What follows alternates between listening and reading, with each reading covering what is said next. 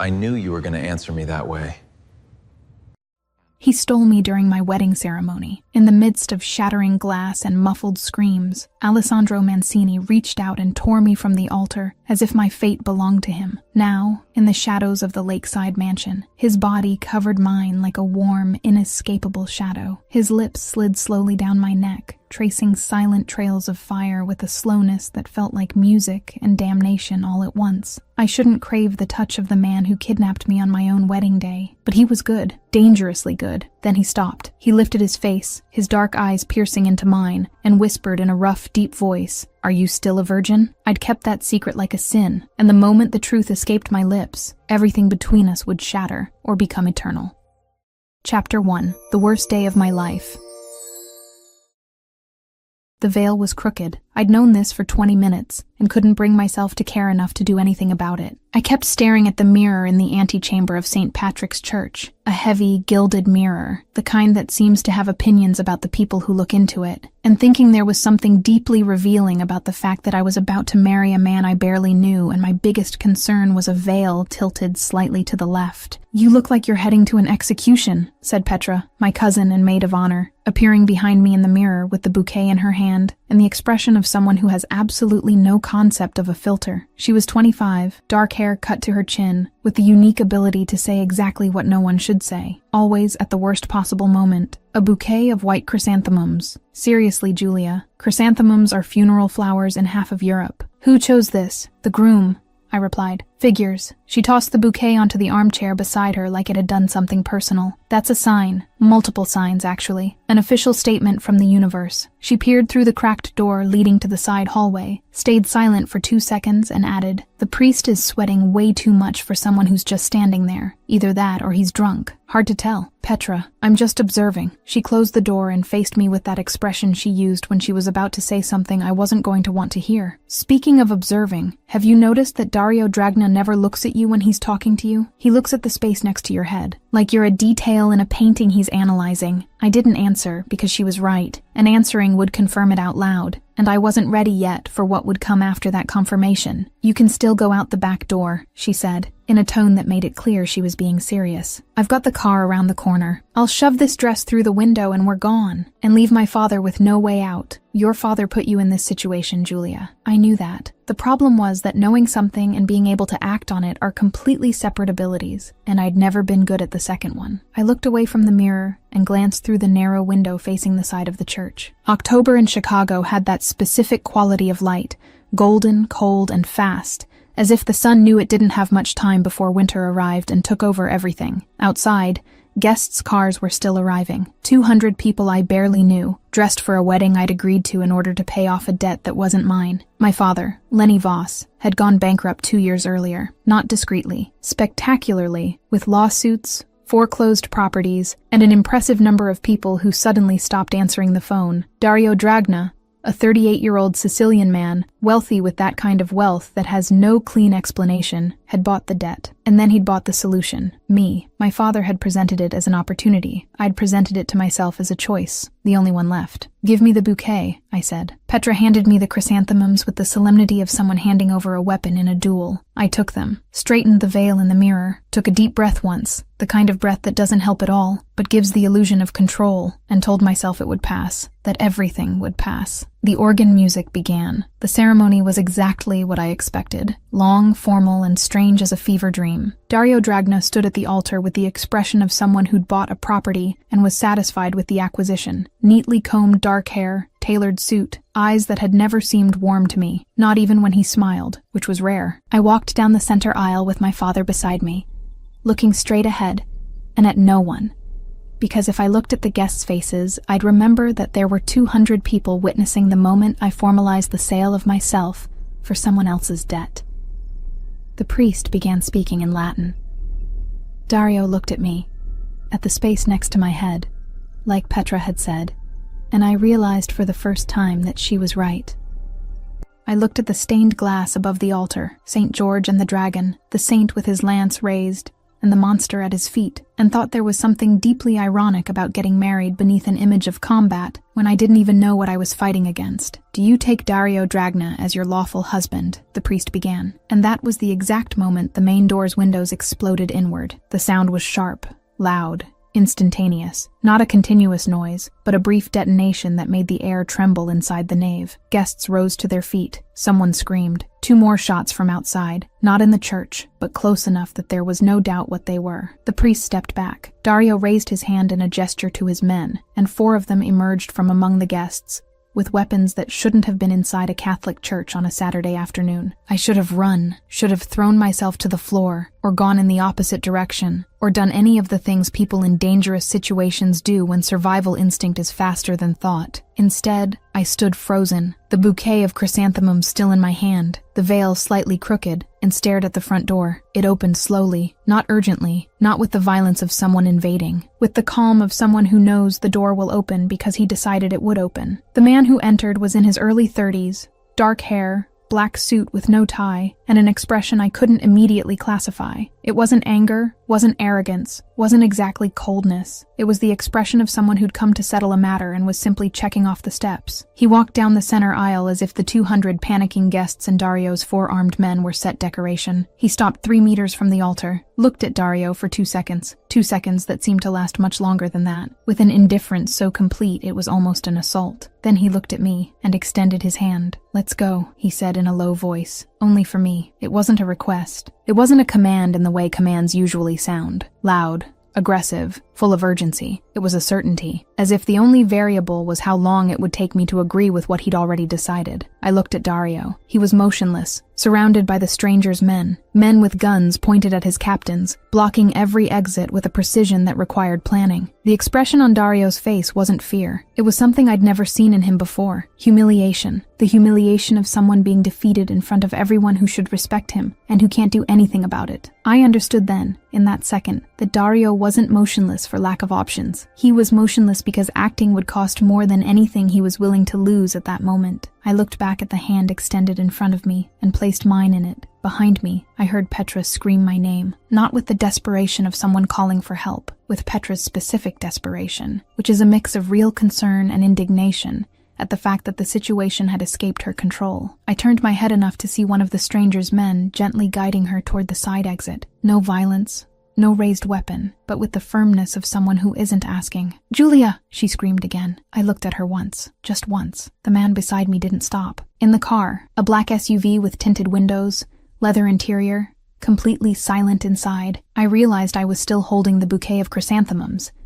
I dropped it on the seat beside me like it had done something wrong. The man sitting to my left looked at the bouquet, then at me, and said nothing. The driver pulled away. The streets of Chicago passed by the window with that October light that hadn't changed. Golden, cold, completely oblivious to the fact that I'd just been stolen from my own altar. "What's your name?" I asked. "Alessandro Mancini." I let the name land. Alessandro Mancini. It meant nothing to me, which probably said everything about how little I knew of the world I'd just entered. I rolled my eyes, because the entire universe had conspired to put me in an armored SUV with a mobster, and I didn't even know his name until 10 seconds ago. "Is there Wi-Fi at the mansion?" I asked. He turned slowly, very slowly, with the expression of someone recalibrating something internally, not with anger, not exactly with surprise, but with that kind of attention a person gives to an object that didn't behave as expected, as if I were a calculation that had yielded the wrong result, and he was deciding whether the problem was in the formula or the data. "There is," he said, after a second. "Great," I replied, and looked out the window. The mansion sat on the shores of Lake Michigan, far enough that the noise of Chicago arrived as an echo. It was large in the way things built, with old money are large, not ostentatious, but inevitable, as if size were merely a natural consequence of everything that had accumulated there over decades. Alessandro showed me the room on the second floor, spacious, with a window facing the lake, sheets that clearly weren't from a supermarket shelf, and a bathroom bigger than my living room. He stayed at the door while I crossed the room and looked around, and then said, said. "You're not a prisoner here." I turned. "The door won't be locked," he continued, in that same neutral tone that seemed to be his voice's natural state. "But the property grounds have security. If you leave without warning, my men will find you before you reach the gate. That's technically the definition of being a prisoner. It's the definition of being protected," he corrected, without changing his expression. "There's a difference." I wanted to argue that, wanted to say the distinction was convenient for whoever defines the terms. But he'd already left, without locking the door, as he'd promised, without another word, and I was alone in the room with the veil still crooked, and the wedding dress that hadn't made it to the end of the ceremony it was made for. I thought about leaving, genuinely thought about it, calculated the distance to the gate, the probability of finding a car on the street beyond, how long it would take to call Petra and ask her to come. And then I thought about Dario Dragna, motionless at the altar, with that cold, dangerous humiliation on his face, humiliated in front of 200 guests, in front of allies, rivals, captains, a man with money and power and armed men, reduced to standing still while his bride walked out in an enemy's arms. That man, I knew without needing experience in the Mafia, wouldn't let this go. Sael, Alessandro's right hand, 30 years old, with a permanently neutral expression I still hadn't managed to decipher, opened the bedroom door without knocking, which under normal circumstances I would have considered rude, but in that context, just seemed like one more item on a long list of things that were different in here. "There's something you need to see," he said. He took me to a room downstairs where there was a row of monitors showing live feeds from the exterior cameras. The property, the gate, the street beyond the wall. 2 black cars were circling the block, slow, unhurried. The way things move when they don't need to hurry because they're just waiting for the right moment. "They're Dragnas," Sal said, with the neutrality of someone reporting the weather. I looked at the cars on the screen, at the block, at the wall that stood between them and the place where I was now. I thought about Dario at the altar. I thought about walking out the gate alone, in a wedding dress, onto a Chicago street where 2 Dragna cars were making rounds, and I understood, with that inconvenient clarity that appears when you can no longer fool yourself, that the decision to stay hadn't been emotional. It had been the only decision a person with any intention of staying alive could make, for now. Chapter 2: Prisoner in Luxury. The rules of that place weren't written anywhere, which meant I needed to discover them through elimination. I spent the first few days doing this methodically. I'd wake up, have coffee, circulate through the rooms accessible to me, living room, library, balcony, side garden, and mapped what was allowed by what no one came to stop me from doing. No one followed me through the hallways. No one took books from my hands. No one told me where to sit, when to eat, or who to talk to. The mansion operated with a silent, efficient logic that took me 3 days to understand. There were no bars because bars weren't necessary. The perimeter was out there. In here, freedom was real, just geographically limited. Sale appeared every morning with a tray of coffee, bread, and fruit, knocked twice on the door and came in before I answered, which I'd decided to interpret as efficiency rather than rudeness. He'd set down the tray, say, "Good morning, miss," with the neutral expression of a man who'd processed every possible situation in life and concluded that none of them merited a visible reaction, and leave, every morning, without variation, like a weather phenomenon. Alessandro appeared at meals. Not all of them, some of them, which was, I quickly discovered, much worse than appearing at all of them, because at least then I could prepare myself. The way it was, I never knew when he'd be sitting at the table when I came downstairs, and there was something disturbing about the fact that I'd started paying attention to it. It was at the 5th meal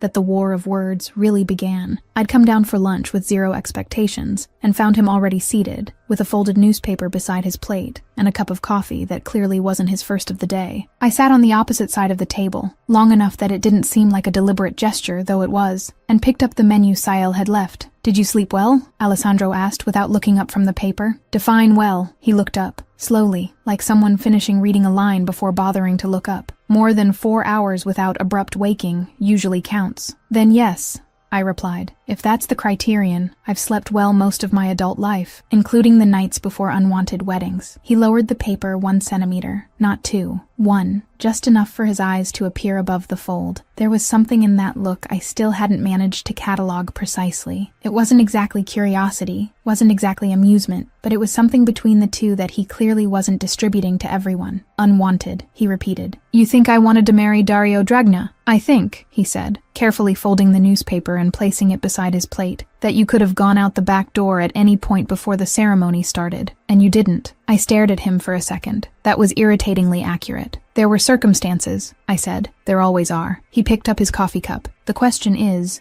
which circumstances you choose to honor. I didn't answer, because I didn't have a response that wouldn't confirm his argument, and giving Alessandro Mancini the satisfaction of being right on a Monday morning seemed like a bad precedent for the entire period of forced cohabitation still to come. He knew I'd given up on answering. I knew he knew, and he drank his coffee with the calm of a man completely comfortable with silence, which was, I realized, a huge advantage in a conversation. I was going to need to work on that. Petra's voice message arrived Thursday at 11 in the morning, lasting 4 minutes and 32 seconds. I was in the library when my phone buzzed. Alessandro had returned the device on the second day, without comment, which I'd interpreted as a gesture that said more about confidence in the perimeter than generosity, and I put in my earbuds before hitting play, because the thumbnail already showed Petra's expression in the profile photo, and I knew I'd need privacy. Julia, are you okay? I went to the police station. They said there was no kidnapping report, so I went to another police station, and they said the same thing, which clearly means someone paid someone off, so I went to, pause, sound of deep breathing. Okay, calm. I'm calm. So, your mom called.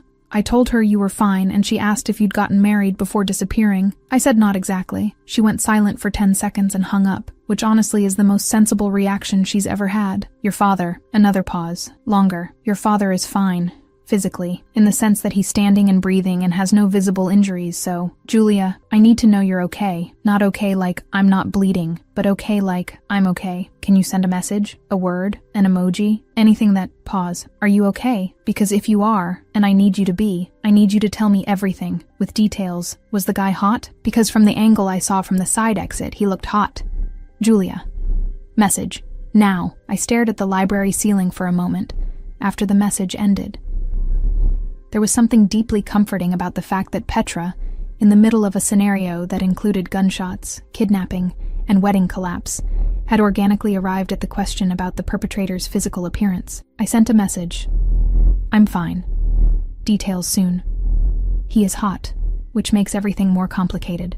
She responded in 40 seconds with another 2-minute voice message I decided to listen to later. It was on a Tuesday afternoon, almost 2 weeks after my arrival, that I found my camera bag. It was in the bedroom, leaning against the wall next to the closet, exactly where someone had carefully placed it. I'd brought it on my wedding day because I'd come straight from work. I'd photographed a corporate meeting the night before, and hadn't had time to stop by the house, and in the chaos of the sacristy, I'd left it propped in a corner, without thinking about it again. I picked up the bag and checked the contents out of habit. The 2 cameras, the lenses, the memory cards, the charger, everything in place. I closed the zippers, breathed. There was something about work instruments that normalized any environment, no matter how strange, and took the bag to the balcony. Photographing the lake became routine during those days. It was the only thing I did that felt completely mine, without any layer of that place on top of it. I didn't notice then that the outer side pocket had been opened and closed before me. Fen Caruso arrived at the mansion that same afternoon. I saw him from the garden, a man in his mid-40s,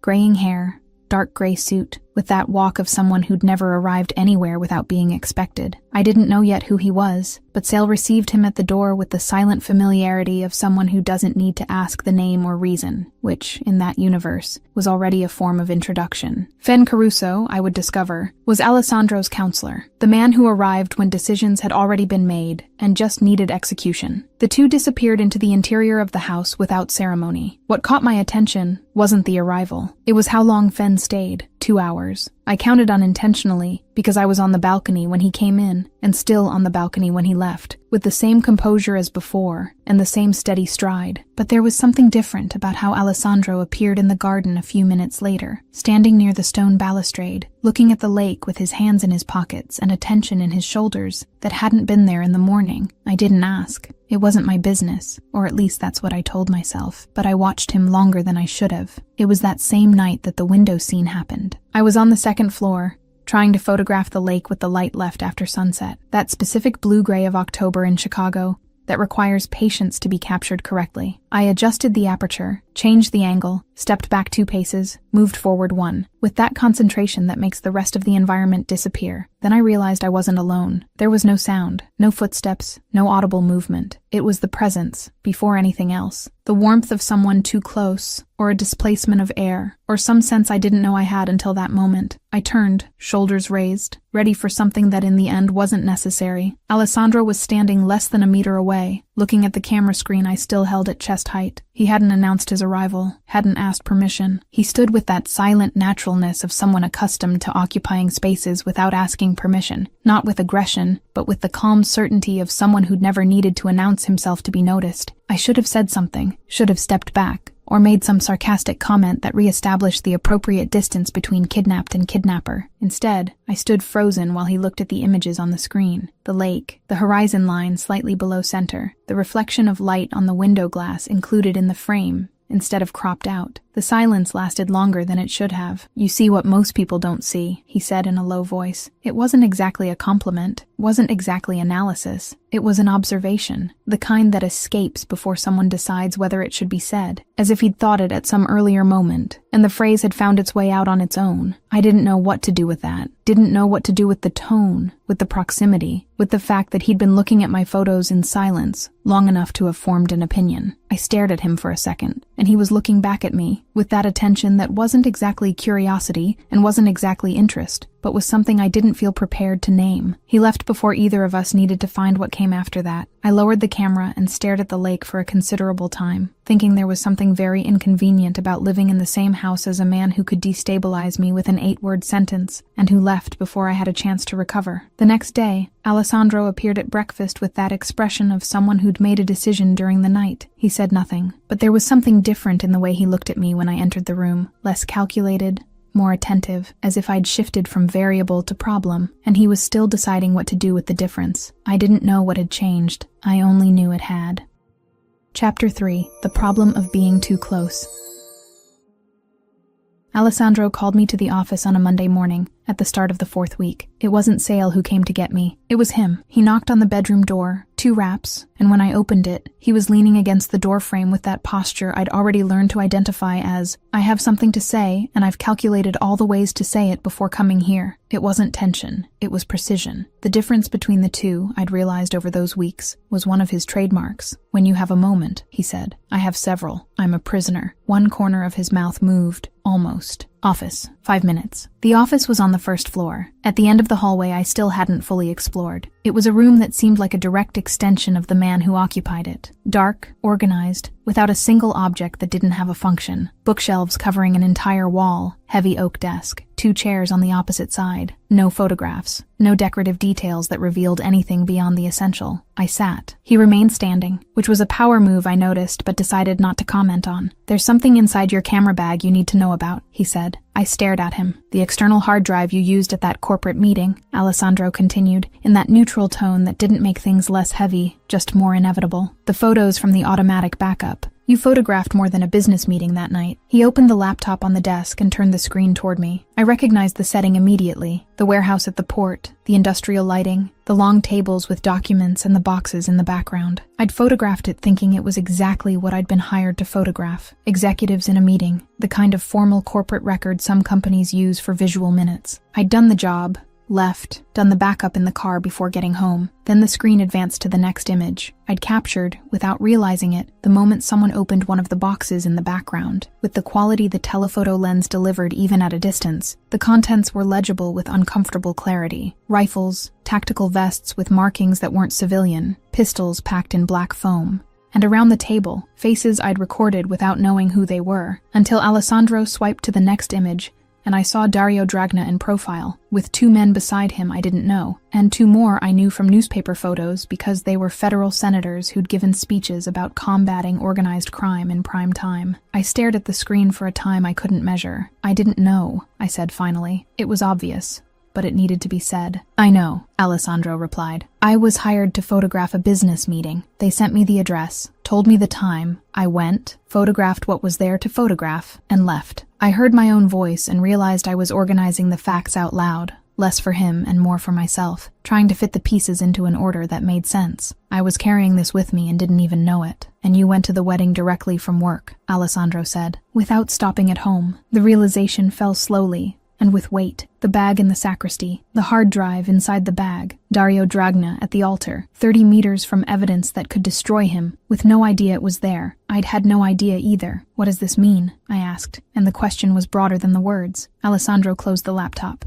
It means you accidentally photographed enough to incriminate Dario Dragna, 2 Dragna family captains, and 2 federal senators for illegal arms trafficking. He spoke slowly, without drama, like someone giving coordinates. And it means that as long as this hard drive exists with your name attached to it, even if you don't know what's on it, you're a problem the Dragnas need to resolve. The silence that came after that had texture. That's why you're still keeping me here, I said. It wasn't an accusation. It was a conclusion. Partially, he replied. And there was something in that. Partially, I didn't know if I wanted to examine more closely. The next day, Sale took me to my apartment. The idea had been mine. I needed clothes, equipment, things that were mine, and that were in a place that continued to exist, even though my entire life had changed addresses in the last few weeks. Alessandro had authorized it with one condition. Sael would go along, and the route would be determined by him, not by me. I'd agreed because it was reasonable, and because reasonable had become my new criterion for decisions, given the environment. The apartment was exactly as I'd left it. Cameras on the charger, plants slightly dried out, the coffee cup from the morning of the wedding still in the sink because I'd left in a hurry, and it had become an involuntary time capsule. I grabbed what I needed quickly, because Sale had said they had 30 minutes, and his tone when establishing deadlines didn't invite negotiation. On the way back, about 15 minutes from the mansion, the car stopped at a light, and 2 vehicles boxed in the SUV from both sides at the same time. Sale reacted before I understood what was happening, accelerated through the light, turned onto a side street, spoke rapidly on the phone in Italian. I turned to the rear window and saw the 2 cars trying to keep pace, then saw one of them crash into the side of a parked vehicle and lose speed. The second pursued for 2 more blocks before giving up. The SUV stopped in a closed garage that Sale accessed with a code. He turned off the engine, stayed silent for exactly 3 seconds, and then said, "Are you all right, miss?" I was, physically, completely unharmed. But there was something that wasn't exactly fear, and wasn't exactly adrenaline. It was the visceral understanding, installed in the body before passing through thought, that this world was real, that the guns were real, that the men in those cars had a real objective, and I was part of it. "They were Dragnas," I said.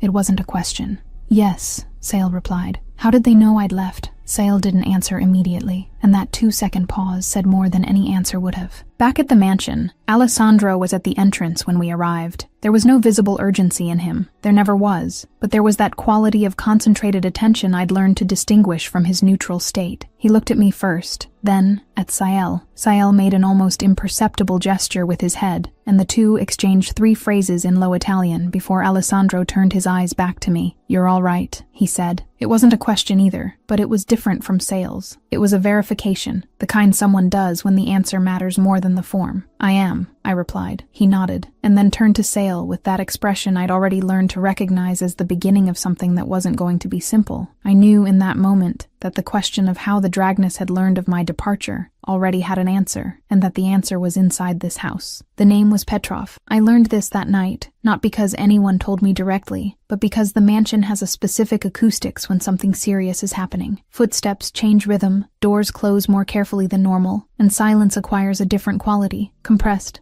like air before a storm. Petrov was the mansion's security assessor, a man of about 40, blonde hair cut close, whom I'd seen a few times in the hallways without anyone introducing him formally. There was something in the way he looked at environments before looking at people that I'd noticed without knowing how to name. Sael had connected 2 points. Petrov was present when the camera bag was found, and he'd made a call to a Dragna number a few hours before the attack on the car. Alessandro confronted him in the meeting room with the evidence in hand. I wasn't there, but Alessandro's voice came down the hallway, low and uniform, without any elevation, which was more frightening than any shout. Petrov tried to negotiate. I heard a fragment. "I can be useful. I know things that." And then Alessandro's silence, which lasted exactly the time necessary to make clear that the negotiation had ended before it began. When Sale left the room a few minutes later with that expression of someone who's been tasked with something and won't comment on the details, I imagined that Alessandro had looked at Petrov the way one looks at something small and inconvenient. Not with anger, not with drama, just with the indifference of someone who's already decided and is waiting for execution to catch up with the decision. Sael resolved the problem. I didn't ask how. I heard a door close downstairs. a heavy door, with that definitive sound of something that won't be reopened, and decided there were questions I didn't need to ask to understand the answers. Alessandro appeared on the balcony where I was later, when the mansion had returned to that silence that was the place's normal state, but that night had a different layer. He was without his jacket, without his composure entirely assembled, and there was something in that detail, the shirt sleeve slightly rolled up, the expression 1 degree less calibrated than usual, that made his presence more real than I was used to processing. He stood beside the balustrade, looking at the garden. I looked at him for a moment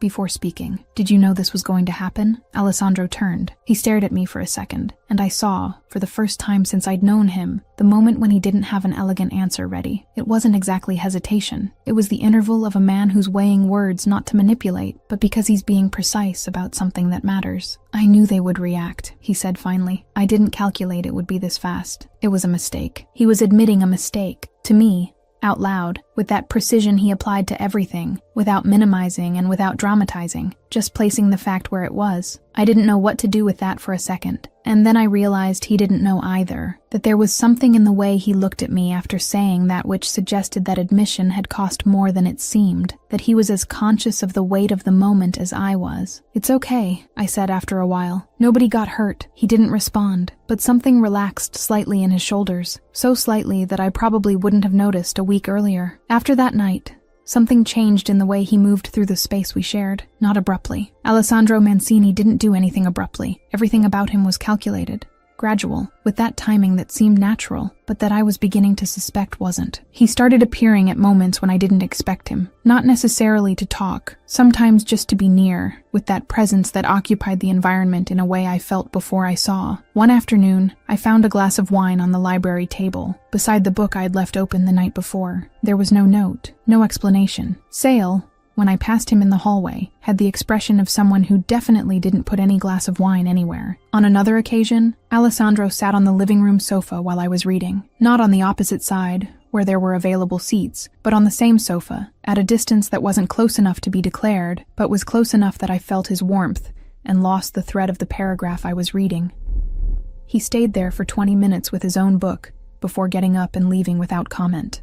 And then, one night when the wind from the lake was beating against the windows, and I'd stayed on the balcony longer than normal just because I couldn't sleep, he appeared beside me with a glass in his hand, and stayed silent for a considerable time before saying, without looking at me, "Matteo liked this view." A pause. "My younger brother. He thought the lake at night looked like a quiet animal." I said nothing. I knew, for some reason I couldn't articulate, that saying anything would be the wrong move. That sentence had reached the surface through some path that didn't pass through the control he applied to everything, and that any response from me could make it retreat to where it had come from. So I stayed silent, and he stayed silent beside me, and the lake below remained quiet, like an animal, exactly as Matteo had said. Only later, already in my room, did I realize that Alessandro had noticed I'd kept that, had seen it in the way he looked at me when I finally came in, a fraction of a second longer than necessary, with that silent examination he did of things that didn't behave as expected. I was becoming dangerously similar to one of those things.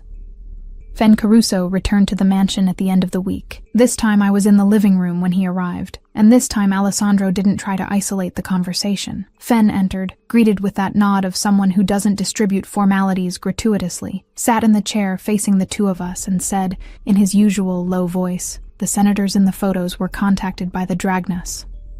Pause. "They're going to try to make the hard drive disappear before it reaches someone who can use it. We have 48 hours to deliver it to the federal prosecutor, or this material disappears forever." The silence that came after was different from all the previous silences in that house. It was the kind that precedes decisions with no way back. Alessandro looked at me, I looked at him, and I understood that the next 48 hours would change more than the Dragnus situation. This is an exclusive story from the My Stories by Lena channel. Chapter 4, 48 Hours. The operation began that same night. I wasn't included in the details, and didn't expect to be. What I knew was enough to understand the gravity. The hard drive needed to reach the federal prosecutor before the Dragnus made it disappear, and it needed to get there in a way that left no trace of origin. Fen Caruso had a contact in the public prosecutor's office, someone who received evidence without identifying the source, without asking questions, without creating records that could be traced. That's how the Mancini family had operated for years. They never appeared, but they resolved. I understood this sitting in the library, listening to the mansion's discreet movement around me, footsteps that changed rhythm, low voices that stopped when I passed through the hallway, Sael going in and out with that expression of someone executing stages of a plan and having no time for alternative expressions. Alessandro didn't sleep that night. I knew this because the office lights were on when I passed through the hallway at 2 a.m, unable to sleep, and they were still on when I passed again at 4. I didn't go in, but I stood at the door for a second longer than necessary before continuing on. I went to the library. I stayed there with my phone in hand, waiting for news I didn't know how would arrive, and it arrived at 6:40 the following morning, on a Chicago news site, in a headline without drama and without a source name. Sicilian businessman detained on suspicion of arms trafficking and corruption of public officials. Dario Dragna, arrested. I stared at the screen for a long moment, waiting to feel something more complex than what I felt. Relief, perhaps, or residual fear, or the cold satisfaction of someone who saw a threat removed. What came was simpler than any of those things, the feeling that something had ended, and immediately after, the realization that I was still here, that the reason I'd arrived at this mansion had disappeared, and I was still sitting in Alessandro Mancini's library at 6:40 in the morning, with no urgency to leave. I closed the site, put my phone on the table, and stared at the dark hallway leading to the office, where the light was still on. Lenny Voss appeared 2 days later. My father, 55 years old, graying hair, with that permanent expression of a man who's always about to propose a deal, arrived at the mansion gate on a Wednesday afternoon with the confidence of someone who thinks the situation has shifted in his favor. With Dario arrested, the debt that had generated the wedding had lost its owner. Lenny's logic, I would deduce later, was simple. No debt, no groom, no reason for his daughter to stay there. It was time to show up, rescue the situation, and see what was possible to renegotiate with the man keeping her. I was on the stairs when I heard my father's voice in the entrance. I didn't go down immediately. I stood frozen in the middle of the steps, out of sight of whoever was downstairs, and listened. Alessandro received him in the entrance hall. Not in the office, not in the main living room, in the entrance, which was, I'd learned, a declaration of how long that conversation would last. Lenny spoke for maybe 2 minutes. I didn't hear the words clearly, but the tone was what I'd known since childhood. The tone of a proposal, of negotiation, of a man who arrives with prepared arguments and expects to find space to use them. Alessandro responded in 3 sentences. I didn't hear the content. His voice was too low to cross the distance, but I heard the silence that came after, which lasted exactly the time of a man understanding that the conversation had ended before it began. I heard the door open. I heard my father leave. I descended the last steps and entered the entrance hall. Alessandro was standing, his back to the closed door, with his composure intact as always. He looked at me when I entered. "What did you tell him?" I asked. "I told him the debt was settled," Alessandro replied, in that direct tone he used when there was no need for elaboration, "that he had nothing to negotiate here, and that you're not anyone's property." A 1-second pause, including mine. I stared at him. There was something in those 3 sentences, in their order, in their precision, and especially in the last one, that I couldn't process immediately, because Alessandro Mancini had taken me from the altar of a man who treated me as an acquisition, had kept me in a mansion for almost 2 months, had controlled every variable around me during that time, and had just told my father that I wasn't anyone's property, including his. "Why did you say that?" I asked in a low voice. Alessandro stared at me for a second. "Because it's true," he said, and he left before I could find a response to that. I went back to the stairs, climbed the first 3 steps, and then stopped because my legs weren't cooperating. I stood there, hand on the railing, thinking it was very inconvenient to be in love with a mobster who'd just defended your autonomy to your own father, while technically still keeping you in a house with armed security on the perimeter. The irony was considerable. With the Dragna threat resolved, the mansion's atmosphere changed. Not abruptly. Nothing about Alessandro Mancini happened abruptly, but there was a perceptible difference. The urgency had left. There were no more closed meetings with Fen at all hours. No more Sael going in and out with a mission-in-progress expression. No more that background tension I'd absorbed without noticing until I felt its absence. What remained was harder to name. 2 adults who'd arrived at this place for reasons that no longer existed, and neither acting to end whatever this was. I thought about leaving. Every day, in the morning, I thought about it. The apartment was there. Petra was there. My life was there, in whatever state it was in, waiting to be resumed. There was nothing keeping me in that mansion anymore except something I refused to examine closely because examining it closely meant making a decision. And then Alessandro would appear at breakfast with that folded newspaper and that cup of coffee and that dry irony that took 3 seconds to identify, and I'd stay 1 more day. It was on a November night, almost 3 weeks after Dario's arrest, that the seduction reached its peak. I couldn't sleep. I'd tried for an hour, given up, been staring at the ceiling of the bedroom that no longer seemed completely strange, which in itself was enough information about how much I'd settled into this place. I got up, put a cardigan over my pajamas, and went to the second-floor balcony just because I needed air. Alessandro was on the balcony below. I saw him from my position, his silhouette against the darkness of the garden, a glass in his hand, looking at the lake with that stillness he carried even when alone. Without knowing exactly why, I went down. The lower balcony was larger, with a direct view of the water. November's cold was a different kind of cold from October's, drier, more solid, without autumn's humidity. Alessandro heard me arrive. He always heard, but didn't turn immediately. He kept looking at the lake for one more second before looking at me. He said nothing. I didn't either. Then Sale appeared. He emerged through the balcony's side door with 2 plates in hand, something hot, with that smell of Italian cooking I'd learned to associate with the coldest nights in the mansion, placed the plates on the stone table beside the balustrade with his usual silent efficiency, and left with the expression of a man who definitely hadn't organized anything, hadn't planned anything, and had no opinion about anything that was happening. Alessandro looked at the plates, looked at me. "He does this," I said. "He does," Alessandro confirmed, in that tone that was almost humor, but didn't quite get there. We sat. There was a bottle of wine on the table. I hadn't noticed before, but it was there, already open, as if Sael had predicted that too. Alessandro poured both glasses without asking, and I said nothing because saying anything would break the silence that had settled between us, and that, strangely, I didn't want to break. We ate and drank with that quietness that was no longer uncomfortable. It was the kind of silence that forms between two people who no longer need to fill the space between them with words. The cold increased while we ate, and at a certain point, I crossed my arms over my cardigan because I hadn't been smart enough to bring something heavier. I didn't notice when Alessandro's jacket ended up on my shoulders. It wasn't announced, wasn't asked. It was cold, he must have noticed, and the jacket was simply there, heavy and warm, with that smell of him I could have identified with my eyes closed at that point. I looked at him. He was looking at the lake, as if he hadn't done anything worth commenting on. I said nothing. We stayed like that for a while. The lake below, the cold around us, the jacket on my shoulders, and that presence beside me that had become the most familiar and most unsettling thing in my day at the same time. Alessandro turned slightly in his chair toward me. He didn't stand, didn't change position dramatically, just turned enough that the distance between us became different from what it had been a second before. Then he leaned in, slowly, unhurried, with that deliberation he applied to everything, and raised his hand, running his finger along my chin in a light, precise touch that lasted less than 3 seconds, but that I felt in every nerve ending in my body.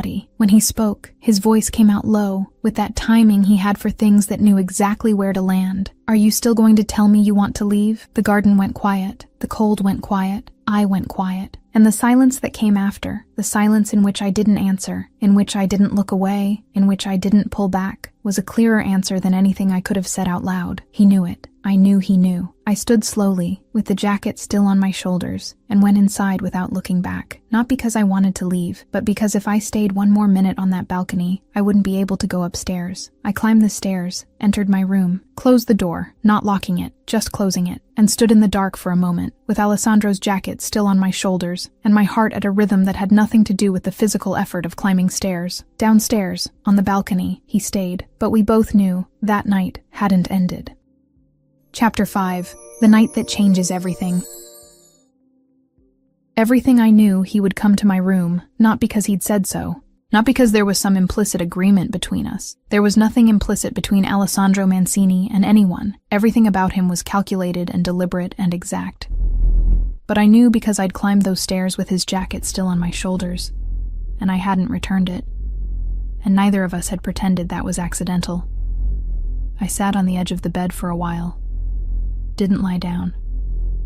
Didn't turn on any light except the nightstand lamp, which cast a circle of yellow light and left the rest of the room in shadow. I heard the mansion around me, the lake wind against the windows, the specific silence of a large house at night, footsteps in the hallway that I recognized before they stopped outside my door. 2 knocks. I stood, went to the door, opened it. Alessandro was on the other side with the glass still in his hand, empty now. And that expression I'd learned over the last 2 months to read with a precision that frightened me. It wasn't the Don's expression, wasn't the expression of the man who calculated everything before acting. It was the expression of someone who'd calculated, had weighed, and had decided that this time he wouldn't calculate anymore. Neither of us pretended surprise. He came in. It started slowly, That was his way. I would understand this later, when I had enough distance to think clearly, but in that moment, I could only experience it in real time. He placed the glass on the nightstand, with that specific care of someone who doesn't want noise, doesn't want interruption, doesn't want anything that breaks what's forming in the air between the two people in the room. He turned, looked at me, and stood still for a second just looking at me, with that attention I'd felt since the first day, that silent examination that wasn't invasive, but that missed nothing, that saw things I hadn't intentionally shown, and that stayed stored in him without comment. Then he took a step toward me, just one, and stood still again, close enough that I felt his warmth, far enough that there was space between us I could or could not cross. It was a question without words. It was the same question he'd asked on the balcony. "Are you still going to tell me you want to leave?" Formulated this time only with the distance between our bodies. I crossed the space. When I moved closer, he raised his hand and touched my face, his palm warm against my cheek, his thumb tracing a slow line from my cheekbone to the corner of my mouth, with a precision that had nothing casual about it. I closed my eyes for a second, just one, because there was something in the way he touched that made it impossible to process anything else at the same time. "Julia," he said, in a low voice, just my name, as if he wanted to verify I was still there, inside that moment, present and conscious and choosing. "I'm here," I replied, and then he kissed me. It wasn't the kind of kiss I'd imagined, and I had imagined it, over the last few weeks, more times than I was willing to admit. There was no excessive urgency, no rush. It was slow and deliberate and deep, with that quality of something being done the way it should be done, and no other way. His hand was still on my face, and the other found my waist, not grabbing, just resting, with a light pressure that somehow weighed more than anything stronger would have weighed. I put my hands on his chest, felt the muscles beneath his shirt, his breathing changing slightly under my palms, and there was something extraordinarily unsettling about discovering that Alessandro Mancini had irregular breathing when he kissed me, that there was something in me that crossed that composure nothing else crossed. He guided me back toward the bed slowly, without interrupting the kiss, without hurry, as if the destination were inevitable and speed were irrelevant. When both our knees met the edge of the mattress, he pulled back 1 centimeter, just 1 centimeter, and looked at me, checking, always checking. "Are you okay?" he asked, his voice rougher than normal. "Yes," I replied, and it was true. We lay down. There was something about the way Alessandro moved that made the entire world disappear. He was patient, precise, almost reverent in his stillness. Every movement felt like a deliberate choice, as if he had all the time in the world, and every intention of savoring every second on my body. His hands traveled over my skin with a torturous slowness, nothing rushed, nothing casual. Every touch carried weight and intent. His fingers slid along the contour of my breasts over the thin fabric of the dress, down the curve of my waist,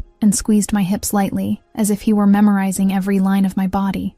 I felt the heat of his palm burning through my clothes when he gripped my thigh, slowly parting it to fit himself between my legs. I didn't even realize when my hands gripped the collar of his shirt, my fingers bunching the fabric, pulling him closer as if I needed him just to keep from losing myself. He tilted his head, and his warm breath brushed against my neck, sending goosebumps over my entire body. He didn't say anything at first. He just breathed there, deeply, as if he were intoxicating himself with my scent. Then his lips touched my skin, warm, soft, open. One slow kiss, followed by another, tracing a damp path from the base of my neck to my shoulder. When I felt the slight graze of his teeth, a low moan escaped my throat before I could stop it. My body arched against his by instinct. I felt his hardness pressing between my legs, hot and evident even through our clothes, and it made something inside me tighten with a force that left me breathless, a dangerous mix of desire and nerves. That was when we reached the limit. Alessandro slid his hand under my dress, moving up the inside of my thigh, with that same deliberation. His fingers brushed the edge of my panties, already damp with arousal, and he let out a husky, low sound against my neck. He pressed his open palm against my sex through the fabric, feeling the heat I couldn't hide. His thumb traced a slow, precise circle right where I was throbbing most, making my hips move on their own against his hand. It was at that moment that my entire body locked up. My shoulders went rigid. My breath, which had been coming in ragged gasps, hitched in my chest in a different way, not just from pleasure, but like someone about to cross a line they had never crossed before. My movements hesitated. My legs, which had been open for him, tensed slightly. Alessandro stopped immediately. It wasn't a jarring pullback. It was controlled, deliberate, like everything about him. He pushed himself up just enough to look at my face, propping his weight on his forearm beside my head. His breathing was still heavy, his chest rising and falling fast, his dark eyes glowing with desire, but completely focused on me. The silence between us was thick, heavy. "Julia," he murmured, his voice low and gravelly, barely a whisper against my lips. "Are you still a virgin?" The room seemed to shrink around us. I could have lied. The temptation flashed by, to say no, to pull him back, to let him keep touching me in that way that made my body burn. But those eyes didn't miss a thing. He would see the lie before it even left my mouth, so I didn't lie. I gave an almost imperceptible nod, my eyes downcast, my cheeks burning. I didn't need to say the word. He understood. Alessandro didn't react with shock, or disappointment, or uncomfortable haste. He just looked at me for a long second, processing. Then slowly, he moved his body back just enough for there to be fresh air between us. But he didn't get off me. He was still there, warm, present, the evident bulge in his pants brushing lightly against my thigh,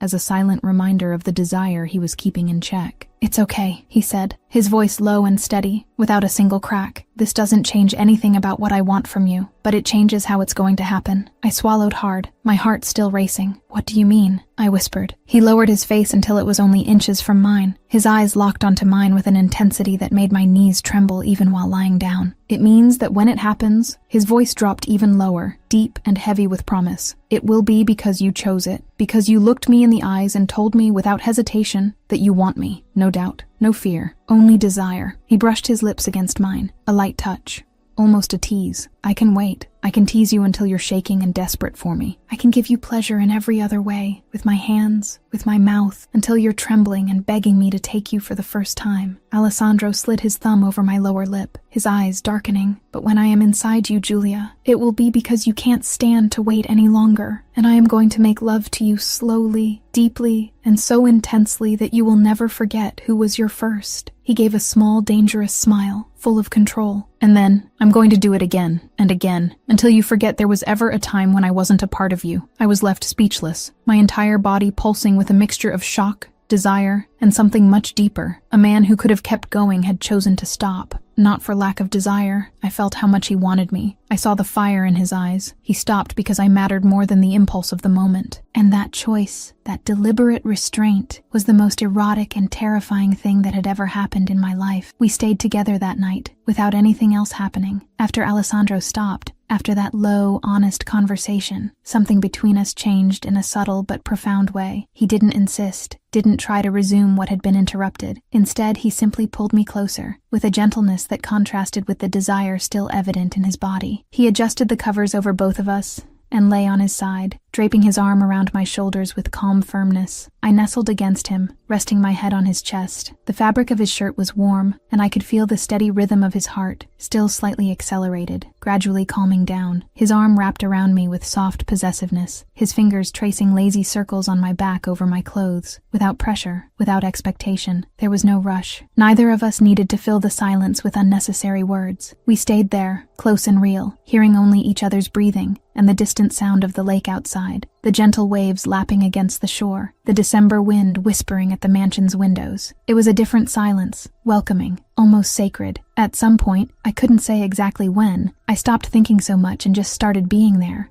The warmth of his body against mine, the familiar smell of his skin mixed with the fresh night air, the way he held me as if I were something precious and fragile at the same time. All of it enveloped me like a cocoon, and it was exactly there, with my head resting on Alessandro Mancini's chest, feeling the serene rise and fall of his breathing, that the conclusion hit me with crystalline and inevitable clarity. I was in love with this man. It wasn't a realization that came gradually, built slowly. It was like a door that opens suddenly, revealing something that had existed for a long time, just waiting for the right moment to be seen. The certainty settled in my chest all at once, warm and undeniable. Maybe it had started on the balcony of this house, when he looked at me with those intense eyes and made me feel truly seen for the first time. Maybe it had strengthened the day he confronted my father and said, in that calm, firm voice, that I wasn't anyone's property. Or maybe it had deepened that night when he mentioned Matteo in a casual sentence and noticed, without my needing to say anything, that those words had stayed stored in me and respected that space without pressing. Or maybe I'd been in love with him since much earlier, since the moment I took his hand at the altar, without really knowing who he was.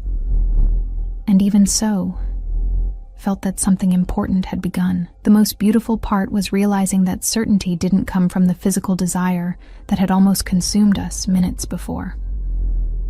It came precisely from what happened after he stopped. It came from the way he chose to respect me, from the patience with which he waited, from the delicacy with which he held me now, without any frustration or demands. A man who could have continued, who clearly wanted me with intensity, decided to place my comfort and my choice above his own desire. That completely disarmed me. I fell asleep with this conclusion settled in my chest, not as a weight, not as something frightening, but as something that had finally found the place where it belonged. His heart beat firm and steady under my cheek, and for the first time in a long time, I felt completely safe, desired, and loved, even though no words of love had been spoken yet. And I knew, without any doubt, what that meant for the rest of the choices I would still have to make. I woke before him. December light entered through the window with that cold, horizontal quality of winter mornings in Chicago, without warmth, but with a specific clarity that made everything very sharp. Alessandro was sleeping beside me with his eyes closed and regular breathing, and there was something in that moment, in that single moment when composure was absent, when there was no calculation or control, or that precision he applied to everything, that made him more human than I'd seen in any other instant of the last few weeks. I stared at him for a time I couldn't measure. I thought about everything that had happened since an October Saturday, when I'd entered a church with a crooked veil, not wanting to be there. I thought about Dario Dragna, motionless at the altar. I thought about the SUV, the Wi-Fi, the war of words at meals, the hard drive and the car attack, and Petrov and the 48 hours, and my father being dismissed in 3 sentences, and the jacket on my shoulders without my noticing when it had gotten there. I thought about Matteo, mentioned in a passing sentence on a cold night, and the way Alessandro had stayed silent beside me without asking anything in return for that. And I decided, not with fear, not because I had nowhere to go. I did. The apartment was there. Petra was there. My life was there waiting, not for lack of options. I decided because I wanted to, because there was something in this place, in this morning, in this man sleeping beside me who seemed human without effort for the first and only time, that was worth more than anything I'd left behind. I was staying. I stood there looking at him for a while longer after that. Not because there was anything else to decide, I'd decided, but because there was something in that specific moment, in that man sleeping with his guard completely down for the first and probably only time, that I wanted to keep before he woke, and composure returned to its usual place. Alessandro Mancini sleeping looked like a version of him that only existed when no one was watching. The shoulders loose, the breathing regular, the jawline without that tension of someone who's permanently calculating. There was a small scar above his left eyebrow I hadn't noticed before, too small to be seen from afar, the kind that only appears when you're close enough to see things someone doesn't show on purpose. I didn't ask where it came from. It wasn't the moment for questions. I got up slowly, without making noise, and went to the bathroom to wash my face. I looked at myself in the mirror for a second. The disheveled hair, the expression of someone who slept little but slept well, the cardigan I still somehow had on my body. There was something different about the person looking back at me, and it took me a moment to name it. It was the expression of someone who'd made a decision and wasn't regretful. That, I discovered, was rarer than it should be. That afternoon, I went down to the garden with my camera. It was one of those December days when the lake turned the color of lead, heavy, solid, with that texture of something that holds things inside. I spent time photographing the water's edge, adjusting the framing, letting concentration do what it always did, make the world smaller and more manageable through a lens. That's when I saw Alessandro in the garden. He was standing near the stone balustrade on the opposite side, with the phone to his ear, his back to the mansion. Sale was 2 steps behind, standing, with that posture I'd learned to recognize as a state of alert, not of someone awaiting instruction, but of someone who'd already received bad information, and was waiting for the boss to process it.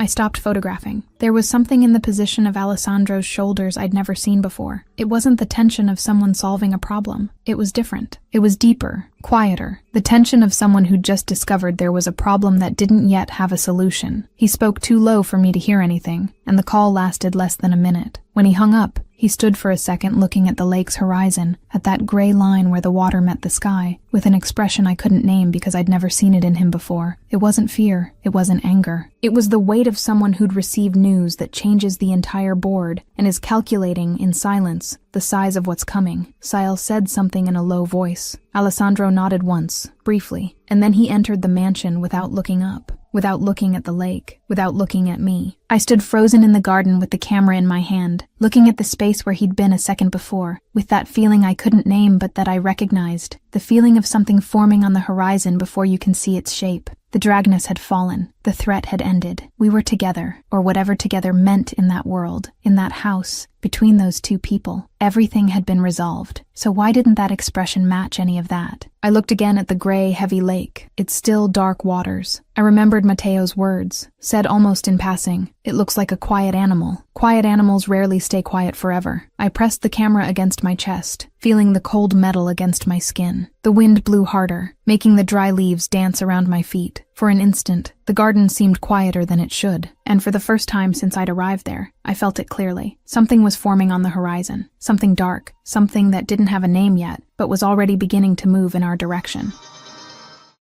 I'm Lena, and that was the end of Book 1, but I've already finished Book 2 as well. You can access it for a very small, symbolic fee. I'd chosen to stay, not because I had to, because I wanted to.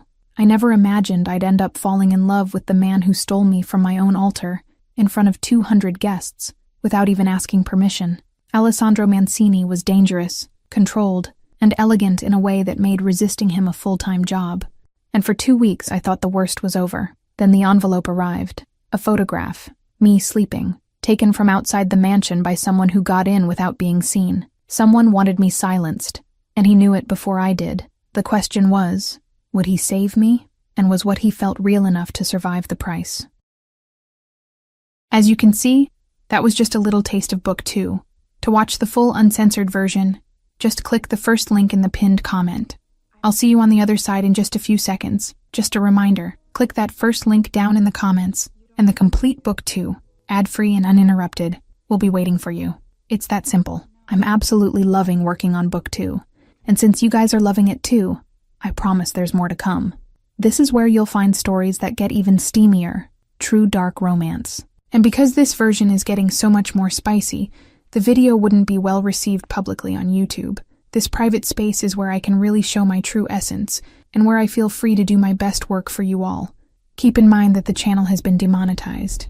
So this is a way for me to keep my team together and continue bringing high-quality stories to you. I'll have even more updates for you soon. I'll be waiting for you at that first link in the pinned comment.